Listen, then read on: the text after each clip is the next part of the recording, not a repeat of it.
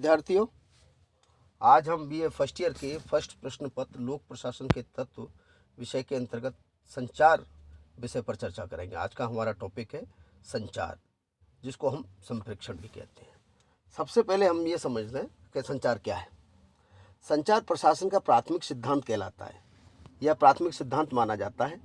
संचार संदेशों का आदान प्रदान है, सूचना का आदान प्रदान है। एक व्यक्ति द्वारा दूसरे व्यक्ति को जो सूचनाएं दी जाती हैं उसको हम संचार कहते हैं। संचार शब्द में विचारों का आदान प्रदान या विचारों की समझदारी या साझेदारी या भाग लेने की भावना सम्मिलित होती है।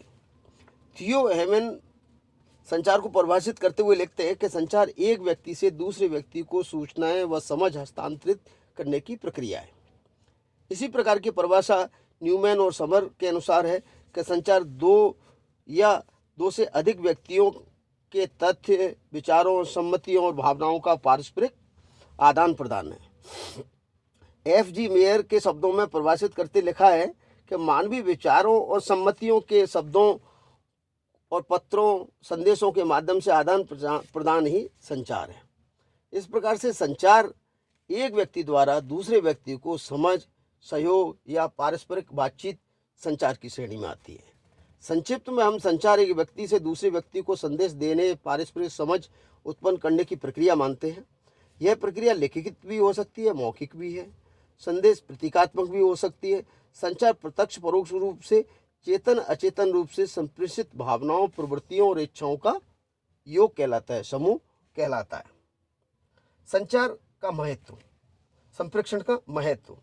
प्रशासन में संचार एक महत्वपूर्ण घटक के रूप में होता है जो संगठनात्मक लक्ष्यों की प्राप्ति के लिए आवश्यक, उपयोगी और व्यवहारिक होता है। थियो हेमन इसके महत्व को परिभाषित करते हुए लिखते हैं कि प्रबंधकीय कार्यों की सफलता कुशल संचार पर निर्भर करती है। इसी प्रकार से महत्व बताते हुए जॉर्ज आर टेरी लिखते हैं कि संचार उस सीखने पदार्थ का कार्य करता है जिससे प्रबंध की प्रक्रिया सुगम हो जाती है।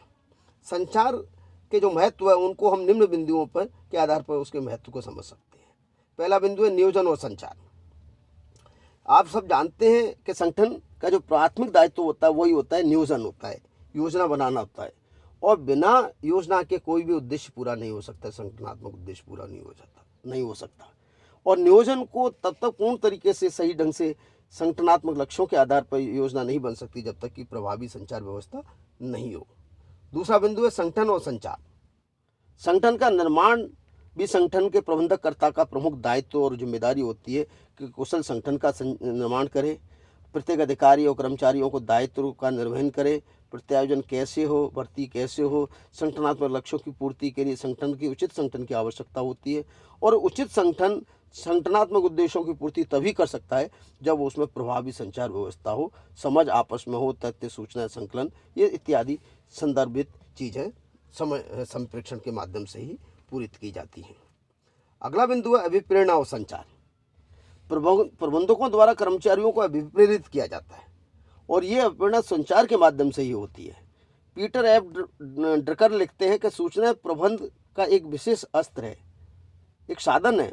प्रबंधक व्यक्तियों को हाँकने का कार्य नहीं करता, वरन वह उनको अभिप्रेरित करता है, निर्देशित करता है और संगठित करता है। इस प्रकार से उत्प्रेरण का कार्य अथवा अभिप्रेरणा का कार्य संचार के माध्यम से सुगम तरीके से किया जा सकता है। अगला महत्व का बिंदु है समन्वय और संचार। समन्वय विभिन्न व्यक्तियों के मध्य सरकार के कार्यों, उनकी क्रियाओं, उनके विभिन्न व्यक्तियों के मध्य उचित तालमेल रखना समन्वय कहलाता है। और बिना उचित संचार के सफल समन्वय संभव ही नहीं है। इसलिए संचार के माध्यम से ही संगठनात्मक लक्ष्यों की सफलता प्राप्त की जा सकती है या उचित समन्वय स्थापित किया जा सकता है। नियंत्रण और संचार। नियंत्रण प्रबंधककर्ता ये जानता है कि ये जानना चाहता है या जानने का प्रयास करता है कि संगठन निर्धारित कार्य अथवा योजना अनुसार कार्य कर रहा है अथवा नहीं। कोई त्रुटि है तो उसका सुधार हुआ है कि नहीं, कोई बाधा है या त्रुटि है उसकी पुनरावृत्ति तो नहीं हो रही। ये सभी संचार के माध्यम से इन प्रभावी नियंत्रण रखा जा सकता है, इन खामियों को दूर किया जा सकता है। अगला जो प्रशासन में संचार के महत्व का बिंदु है निर्णय और संचार। सही निर्णय ही लेना प्रशासन के लिए या प्रबंधक के लिए आवश्यक होता है, और सही निर्णय सूचनाओं, तथ्य, जानकारी के आधार पर लिया जा सकता है, और ये सभी संचार के माध्यम से ही उचित निर्णय लिए जा सकते हैं। और अगला बिंदु है प्रभावशीलता। प्रभावी सेवाएं उपलब्ध कराने के लिए ज़रूरी है कि संगठन के बीच में विचारों का आदान प्रदान हो, मुक्त विचारों का आदान प्रदान हो, संगठन के लक्ष्यों, उद्देश्यों, कार्यों, उनकी क्रियाओं, उनके समझ को एक दूसरे तक समझा जा सके, पहुंचा जा सके, तभी ये प्रभावशीलता संचार के माध्यम से लागू की जा सकती है।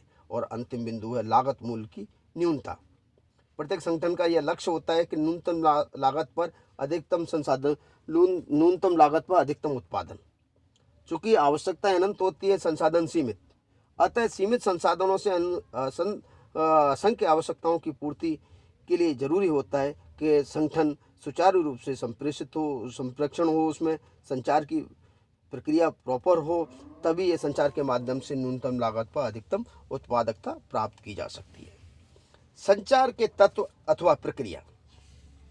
कोई भी संगठन सुचारू रूप से संचालित है कि नहीं, उसके लिए जाना जाता है कि उसके तत्व और आवश्यक प्रक्रियाओं की जानकारी किस तरीके से है।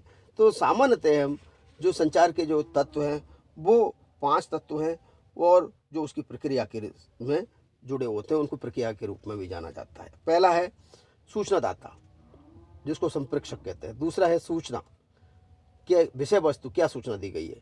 तीसरा है सूचना का माध्यम, किस विधि से दी गई है सूचना, मौखिक है, लिखित है, औपचारिक है, अनौपचारिक है, या जो भी माध्यम है, दृश्य है, श्रव्य है। और चौथा है सूचना प्राप्तकर्ता, रिसीवर। और अंतिम है प्रतिक्रिया, फीडबैक।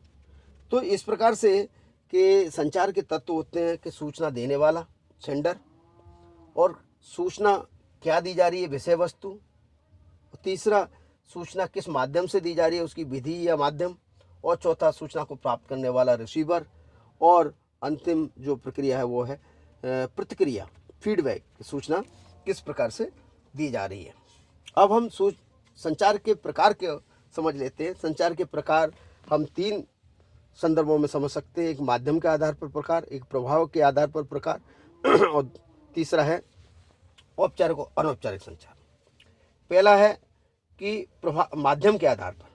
माध्यम के आधार पर 3 प्रकार हैं, मौखिक, लिखित और प्रतीकात्मक। तो मौखिक संचार वह संचार है जब सूचना का संचरण बोलने और सुनने की विधि से होता है, उसको हम मौखिक संचार कहते हैं। और दैनिक जीवन में संचार का सर्वाधिक लोकप्रिय परंपरागत तरीका भी मौखिक संचार ही है। दूसरा है लिखित संचार, जब सूचनाओं को लिखित अथवा मुद्रित स्वरूप में दूसरों तक पहुंचाया जाता है, उसको लिखित संचार कहता है। जैसे पुस्तक है, पत्रिका है, पोस्टर है, इत्यादि। और तीसरा है प्रतीकात्मक संचार। कुछ संचार ऐसे भी हैं जो ना लिखित है ना मौखिक है, वो केवल इशारों से होते हैं, प्रतीकों से होते हैं, उनको हम प्रतीकात्मक संचार कहते हैं। जैसे कि होठों पर तर्जनी उंगली को रखकर चुप कराने का इशारा, या कनिष्ठ उंगली से उठाकर शौचालय जाने का इशारा, या किसी पीठ थपथपाकर उसको सांत्वना देने का इशारा, इत्यादि इत्यादि। हाँ, ये बात ध्यान रखने की आवश्यकता है कि इन प्रतीकों का अर्थ प्रत्येक स्थान, क्षेत्र या राष्ट्र में एक जैसा नहीं होता है, क्योंकि मौखिक संदर्भ अलग अलग राष्ट्रों में अलग अलग स्थितियों में प्रयुक्त होते हैं। दूसरा है प्रभाव के आधार पर संचार के प्रकार। पहला है अधोमुखी, दूसरा है ऊर्ध्वमुखी, और तीसरा है समस्तरीय संचार।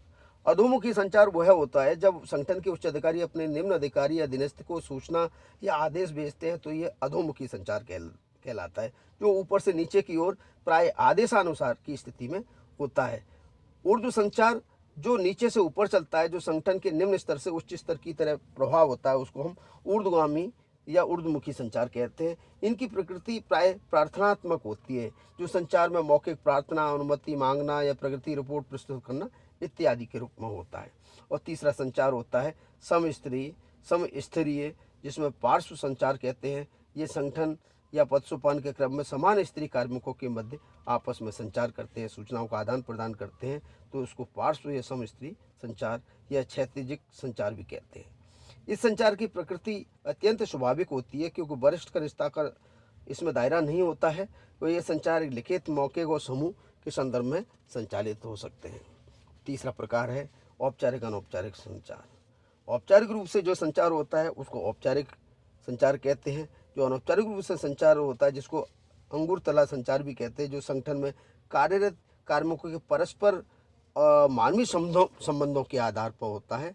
और इस संचार में एक चीज़ें जरूर होती है, इसमें अफवाह का प्रसार प्रसार जरूर होता है। संचार के माध्यम, संचार या सूचना कैसे दी जा रही है। स्थूल रूप से संचार के 3 माध्यम होते हैं। एक होता है श्रव्य माध्यम। जो श्रव्य माध्यम है उसमें सभा, सम्मेलन, संगोष्ठी, भेंट वार्ता, साक्षात्कार, व्यक्तिगत परामर्श, मुलाकात, टेलीफोन, टेप, रेडियो, ये श्रव्य है, ऑडियो वाले हैं। दूसरा होता है दृश्य, जो देखने हैं, देखकर या पढ़कर सूचना प्राप्त होती है, उनको हम दृश्य माध्यमों की श्रेणी में रखते हैं, जैसे परपत्र है, आदेश है, पुस्तक है, प्रतिवेदन है, चित्र है, फोटो, झंडे इत्यादि। और तीसरा माध्यम है दृश्य और श्रव्य दोनों का संयुक्त। जिन माध्यमों को एक साथ सुनकर देखकर सूचना मिलती है वे दृश्य और श्रव्य साधन कहलाते हैं, जैसे टेलीविज़न, वीडियो, फिल्में, नाटक, व्यक्तिगत, ये सामूहिक अभिनय इत्यादि आते हैं। और साथ ही साथ आधुनिक युग में email, fax, internet, pager, mobile phone, ये सूचना के संप्रेषण के माध्यम ये भी हैं। संप्रेषण की बाधाएं। संचार प्रक्रिया कितनी भी सर्वव्यापी हो, उसमें कहीं ना कहीं कोई बाधाएं होती है। कुछ तथ्य में ऐसे कारक होते हैं जो उचित तरीके से सूचनाओं का संप्रेषण नहीं हो पाता। क्योंकि सूचना क्या है यह महत्वपूर्ण है। सूचना देने वाला और सूचना ग्रहण करने वाला, ये 3 ऐसे बिंदु होते हैं। जो अभी प्रक्रिया बताई उसमें 5 तत्व होते हैं। तो इन 5 प्रक्रियाओं के बीच में अगर कहीं उचित तालमेल नहीं होता है तो संचार में बाधाएं आती हैं। तो ये बाधाएं किस रूप से हो सकती है? भाषा की हो सकती है। विश्व में अनेक भाषा हैं और भारत के संदर्भ में ये कहें तो हर 12 कोश में भाषा बोली बदल जाती है। तो ये भाषा सुगम होनी चाहिए, तो भाषा की बाधा भी होती है। दूसरी बाधा है तकनीकी स्थानीय शब्दावली। सफल संचार के लिए आवश्यक है कि जटिल और तकनीकी शब्दों का प्रयोग कम से कम हो। भाषा वही भाषा हो जो सामने ग्राहक करता हो, रिसीवर हो, उसको समझी जा सके। तकनीकी शब्दावली ऐसी हो जो ग्राहक योग्य हो, सूचना उसको संप्रेषित हो जाए, स्थानीय भाषा में हो। तीसरी बाधा है भाषा वो व्याख्या और बोध की समस्या। प्रत्येक व्यक्ति की इंटरप्रिटेशन की या व्याख्या करने की या उसको समझने की दृष्टि या समझ अलग अलग होती है। इसलिए रिसीवर और सेंडर दोनों के मध्य उचित व्याख्या करने का या समझ या बोध पैदा करने की समझ की समस्या आ जाती है। इसलिए संचार उचित तरीके से नहीं हो पाता। इच्छा का अभाव। कई बार ये भी देखा जाता है प्रशासनिक संगठनों में संचार को एक प्रभावी और आवश्यक प्रक्रिया मानकर कुशल बनाने का प्रयास नहीं किए जाते, क्योंकि अत्यंत रूप से इच्छा नहीं होती है, कार्मिकों की इच्छा नहीं होती है। इसलिए उनकी रुचि कम होती है। रुचि कम होती है तो सामान्यतः वो यश सर की मुद्रा में रहते हैं, जो 2 मार्गीय संचार की प्रवृत्ति को बढ़ावा नहीं मिलता है। बल्कि अब आवश्यकता इस बात की है 2 मार्गीय बहुमार्गीय संचार को बढ़ावा मिलने चाहिए। और अगला वह है माध्यम और प्रक्रिया की समस्या। संचार में अनेक माध्यम होते हैं, लिखकर, बोलकर, इशारा या जो भी माध्यम उपयोग हो, वो माध्यम उसी रूप में होना चाहिए जिस रूप में ग्राहक करता हो। जैसे मैं अगर किसी व्यक्ति को संचार कर रहा हूँ, मुझे ये ज्ञात नहीं है कि सामने वाला व्यक्ति डेफ है, तो मैं उसको बोलकर कोई बात बताऊंगा तो उसकी समझ में नहीं आएगा। अतः मुझे साइन लैंग्वेज की आवश्यकता समझ है, तो मैं उस डेफ व्यक्ति को तो उसको अपनी भाषा या संकेतों के माध्यम से उसको समझा सकता हूँ। इसलिए माध्यम प्रक्रिया की भी समस्या बनी रहती है। और अगली है आकार और दूरी की समस्या। संगठन का आकार और दूरी अगर बड़ी है तो उनके प्राय संचार की या उनके सूचनाओं के आदान प्रदान की समस्या बनी रहती है। समस्या के समाधान या अच्छे संचार के लिए ये जरूरी है कि संचार कैसा हो। संचार या संप्रेषण स्पष्ट होना चाहिए, प्रत्यक्ष होना चाहिए, भाषा बोधगम्य होनी चाहिए, सरल होनी चाहिए। संचार लगभग निरंतर होना चाहिए, एक साथ नहीं। संचार एक प्रक्रिया है जो निरंतर चलती रहनी चाहिए। संचार में लोचशीलता होनी चाहिए, समय परिस्थिति के अनुसार उसमें बदलाव उनकी आवश्यकता हो तो बदलाव होना चाहिए। संचार 2 मार्गी होना चाहिए, संचार 1 मार्गी नहीं होना चाहिए। और संचार प्रशासन जो सेंडर है उसके अलावा प्राप्तकर्ता को भी स्वीकार होना चाहिए। और संचार के लिए आवश्यक है उपयुक्त माध्यमों का प्रयोग किया जाए, जिसके माध्यम से संचार भेजने वाला और संचार ग्रहण करने वाला दोनों ही उसके बारे में जानकारी रखते हो। संचार के लिए, सफल संचार के लिए आवश्यक है, प्रभावी संचार के लिए आवश्यक है, संचार समयानुकूल होना चाहिए। संचार के लिए यह भी आवश्यक है कि जो परस्पर एक दूसरे के प्रति विश्वास हो। इस प्रकार से अगर हम संचार को बोधगम्य बना देंगे, सरल भाषा में, स्थानीय भाषा में बना देंगे तो ये संचार संगठनात्मक लक्ष्यों की प्राप्ति में मददगार होगा। यहाँ हमें ये भी समझने की आवश्यकता है कि प्राप्तकर्ता का व्यवहार और सूचना देने का व्यवहार एक दूसरे की समझ में आना चाहिए, जानकारी होनी चाहिए। दूसरों को समझाने से पहले उन्हें खुद समझने की समझिए तो संचार को सही ढंग से सूचना को संप्रेषित कर सकते हैं। थोपने की प्रवृत्ति नहीं रखनी चाहिए। इस प्रकार आपने देखा कि संचार संगठन का प्राथमिक दायित्व है, प्राथमिक सिद्धांत है, जिसके माध्यम से संगठनात्मक लक्ष्यों की प्राप्ति संभव है। धन्यवाद।